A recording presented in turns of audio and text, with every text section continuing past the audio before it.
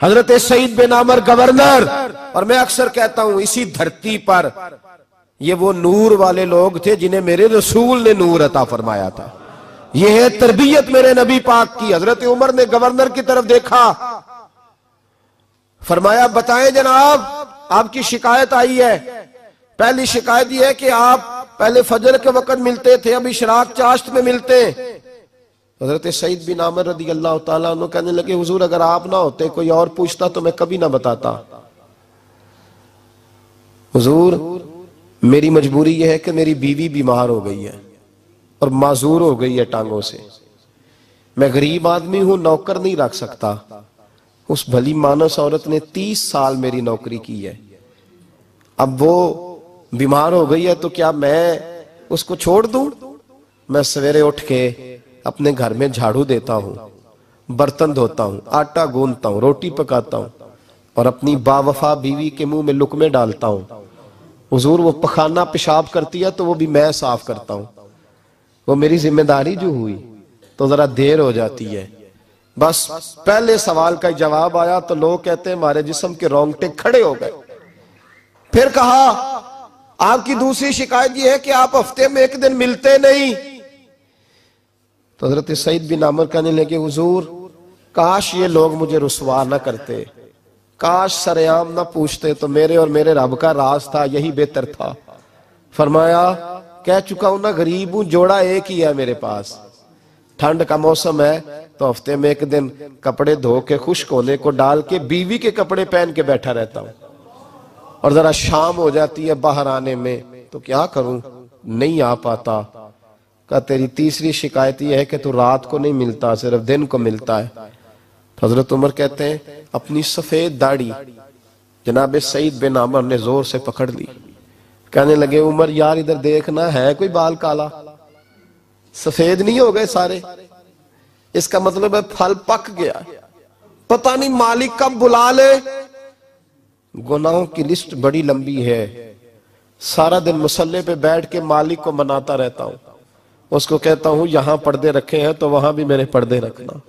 میں ساری رات دن میں نے رکھا ہوا ہے مخلوق کے لیے، رات رب کے لیے رکھی ہے. عمر کیا کروں، وہاں بھی تو جانا ہے نا، نہیں مل پاتا. حضرت عمر کی آنکھیں آنسوؤں سے بھر گئیں. فرمایا چل چوتھی بات بتا. کبھی کبھی بے ہوش کیوں ہو جاتا ہے روتے روتے؟ تو پھر رونے لگے. کہنے لگے حضور میں نے 40 سال کی عمر میں کلمہ پڑھا ہے. جب 40 سال کے گناہ یاد آتے ہیں تو پھر مجھ سے صبر نہیں ہوتا اور سوچتا ہوں اگر ایک گناہ کا پتہ تے سارا ہے نا سردار نو کیتیاں دا، من آنم کے من دانم، پتہ تے سارا ہے سردار نو کیتیاں دا. اور جب 40 سال کی خطائیں یاد آتی ہیں تو رو پڑتا ہوں اور سوچتا ہوں اگر مالک نے کھڑا کر کے پوچھا تو جواب کیا دوں گا؟ عمر میرے لیے دعا کر، رب میری 40 سال کی خطائیں بخش دے. حضرت عمر رونے لگے.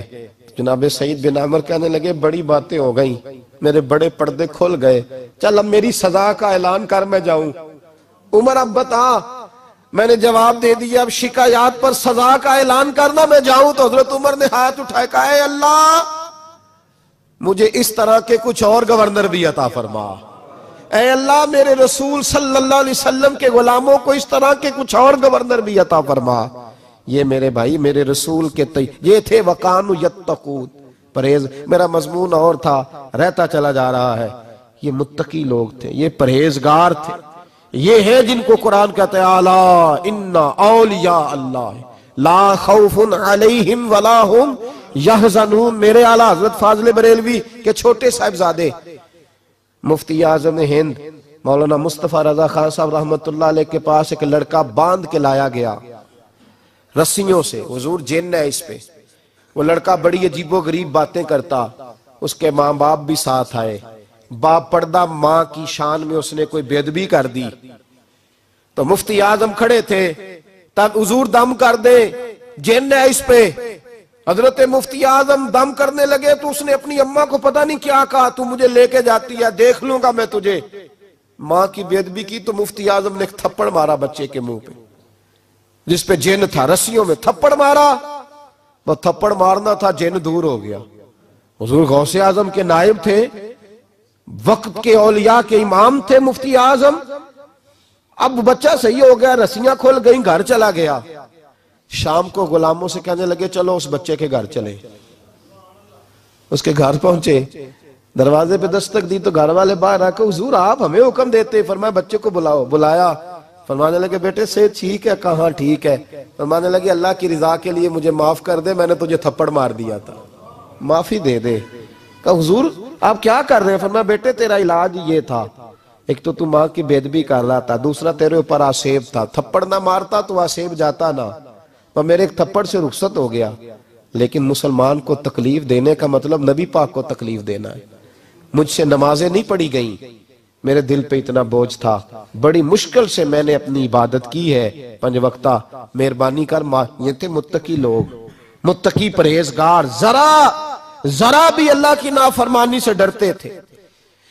ان اولیاء کی محبت ضروری ہے, ان اولیاء کی محبت, ان کا پیار یہ بہت ضروری ہے. یہ ولی بڑا کچھ دیتے, ان کی محبت بڑا کچھ عطا کرتی. یہ اللہ تبارک و تعالیٰ کے بندے کو اللہ کے قریب کر دیتے, قرب دیتے ہیں. نبی کریم صلی اللہ تعالیٰ علیہ وآلہ وسلم نہ آئے, یہ باتیں سنایا کرے. حضور باہر نکلے نا, اکیلے ہیں, نیا محبوب کی تشریف آوی ہے مدینے میں, تو حضور مدینے کی سرحد پہ باہر سیر کرنے آئے. ایک بوڑھی اماں ہے, سامان باندھ کے بیٹھی ہے. حضور نے فرمایا اماں کدھر جا رہی ہو؟ کہنے لگی میرا میکہ ہے, یہ 7 گاؤں ہے, باغ جہاں ختم ہوتے ہیں مدینے کے وہاں میرے میکے کا گاؤں شروع ہوتا ہے, میکے جا رہی ہوں. فرمایا کیوں, کیا ہوا؟ حضور کو جانتی نہیں. معاذ اللہ ثم معاذ اللہ, نقل کفر نہ باشد. کہنے لگی مدینے میں ایک جادوگر آ گیا ہے مدینے میں, اور کہنے لگی توبہ توبہ, جو اس کے پاس گیا اسی کا ہو گیا ہے, پتہ نہیں کیا منتر پڑتا ہے, معاذ اللہ, اور بڑا مسئلہ ہے, سب نے باپ دادا کا دین چھوڑ دیا ہے.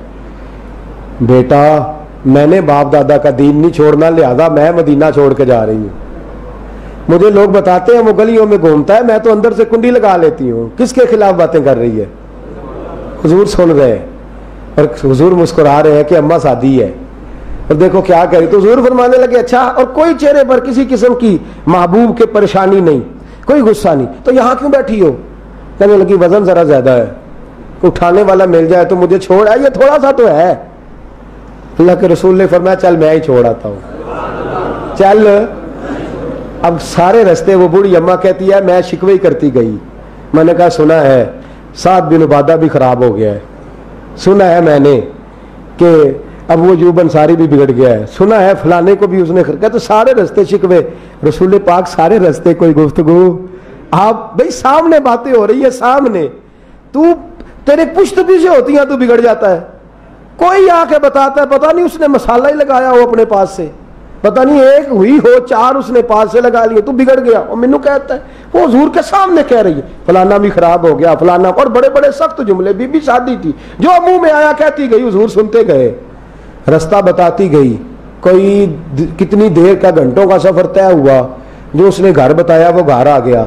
رسول پاک نے گٹھڑی اس کے گھر کے اندر رکھی سامنے, فرمایا اماں میں جاؤں؟ بوڑھی اماں پہلے بولتی رہی, اب کہنے لگی ہاں ہائے تو نے نام تو بتایا ہی نہیں, میں نے تو تمہیں کبھی دیکھا ہی نہیں مدینے میں, کون ہو؟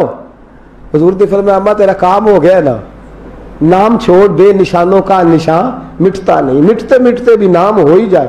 نہیں نہیں, تو کسی عظیم ماں کا بیٹا لگتا ہے, تو کسی اعلیٰ خاندان کا ہے, کیا بات ہے تیرے باپ کی, تو کسی ہو درود تجھ پہ بھی آمنا, تیرے لال پہ بھی سلام, ہو درود تجھ پہ بھی آمنا, تیرے لال پہ بھی سلام, تو کسی اعلیٰ, بتا تو صحیح.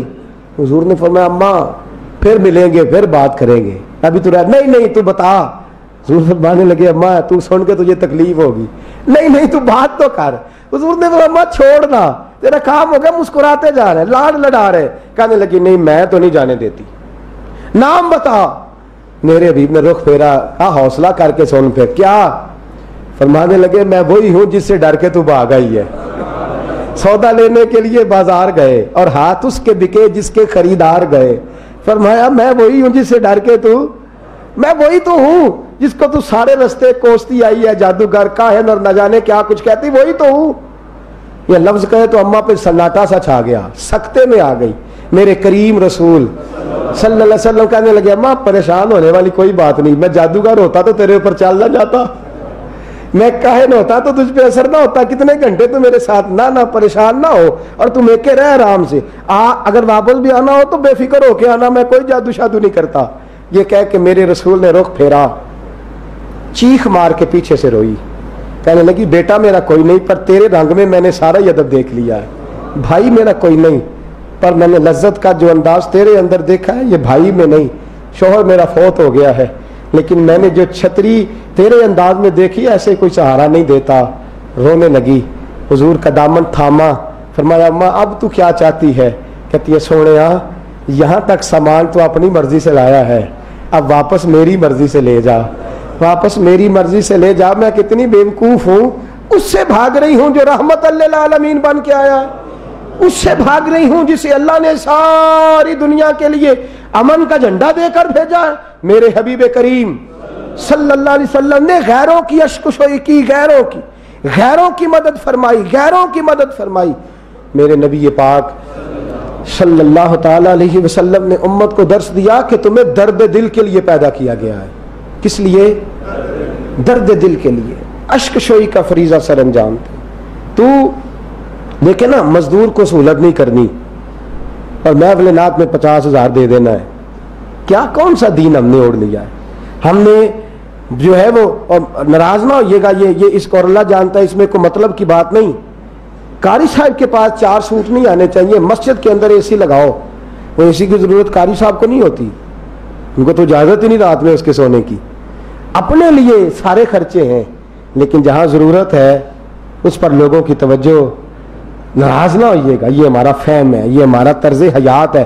میرے نبی کریم صلی اللہ علیہ وسلم نے اشک شوئی کا فریضہ سر انجام دینے کی، اور کیا خوبصورت لفظ ارشاد فرمائے میرے نبی نے، حضور نے فرمایا کسی ایک غریب کی مدد کر، اللہ تجھے رمضان کے 10 اعتکاف کرنے سے زیادہ اجر عطا فرمائے گا۔ اور میرے رسول پاک صلی اللہ علیہ وسلم نے فرمایا یہ نہ کہنا میں کسی کے کام لگ گیا ہوں تو میرا کام رہ جائے گا، فرمایا تو اللہ کے بندوں کی مدد کر، اللہ تیری مدد فرمائے گا۔ اور میرے حبیب کریم صلی اللہ علیہ وسلم نے فرمایا تو میرے کسی غلام کی ایک پریشانی دور کر دے، اللہ کا رسول وعدہ کرتا ہے قیامت میں تیری 70 پریشانیوں کو دور کر دیا جائے گا، 70 پریشانیوں کو دور کر دیا جائے گا۔ اور میرے نبی پاک صلی اللہ علیہ وسلم نے فرمایا بندہ جب تک اپنے بھائی کی مدد میں رہتا ہے اللہ بھی اس کی مدد پہ رہتا ہے، اور جب بندہ بھائی کی مدد چھوڑتا ہے اللہ بھی اس کی مدد چھوڑ دیتا ہے۔ کنویں سے پانی نکلے گا تو نیچے سے تازہ آئے گا، اگر اوپر سے نکالو گے نہیں تو نیچے سے تازہ، اپنا سرمایہ، اپنی صلاحیتیں، اپنے تعلقات اگر تم کسی غریب کی مدد پر خرچ کرو گے تو اللہ تمہیں اور وسعت عطا فرمائے گا، اللہ تمہیں اور وسعت عطا فرمائے گا۔ اللہ پاک فضل کرے اور اللہ ہم سب کو بیماریوں سے محفوظ فرمائے۔ کبھی نہ مہینے میں ہفتے میں ایک بار کسی ہسپتال کا وزٹ کیا کریں، سرکاری ہسپتال کا، اور دیکھا کریں جا کے حالات کس طرح کے، دیکھا کریں۔ بڑے لوگ زکوٰۃ کے نام پر بڑا کچھ اکٹھا کرتے ہیں، پتہ نہیں کتنی تنظیمیں کتنے بورڈ لگے ہوئے ہیں، لیکن جب ہسپتال بنتے ہیں تو غریب آدمی اس زکوٰۃ والے ہسپتال میں بھی الٹا قدم بھی نہیں رکھ سکتا۔ وہ جو خالی ٹیسٹ اس نے کرانا ہوتا ہے نا ان کی لیبارٹری سے، اس کو بھی وہ پکڑتا ہے تو اس کے ہاتھ کو کرنٹ لگتا ہے، اتنا سخت عالم ہوتا ہے۔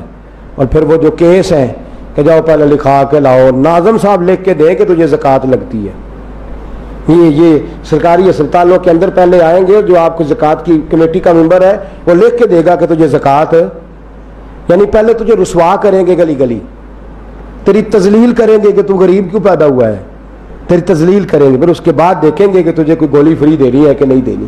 یہ حالت ہو گئی ہے ہماری، خدا را دائیں بائیں دیکھے، زیادہ تو نہیں تو ایک بیمار کا تو ہم علاج کرا ہی سکتے ہیں نا، بولیے ایک آدمی کا تو ہم ذمہ اٹھا ہی سکتے ہیں نا، ایک غریب کی کفالت تو کر ہی سکتے ہیں نا، ایک آدمی کی اشکشوئی تو کر ہی سکتے ہیں نا، ایک بندہ ہی اگر ہم اپنے ذمہ لے لیں تو میرا خیال ہے زمانے سے غربتیں اور پریشانیاں چھٹنے لگیں گی۔ میرے عزیزوں، رمضان کا مہینہ ہمدردی کا مہینہ ہے، محبت کا مہینہ ہے، خلوص کا مہینہ ہے، اس پر خاص کر توجہ کریں، خاص کر توجہ کریں دائم، اور بالخصوص رشتہ داروں میں۔ سب سے زیادہ کدھر دیکھنا ہے؟ بولے کام تھوڑا مشکل ہے نا، اس لیے آپ زیادہ نہیں بولتے، رشتہ داروں میں دیکھنا ہے۔ اور سب سے پہلے اگر کوئی رشتہ دار غریب ہے اس پر سب سے پہلے نظر کریں. دعا کرتا ہوں اللہ پاک مجھے اور آپ کو سمجھنے کی توفیق دے. آخر دعوانا الحمدللہ رب العالمین.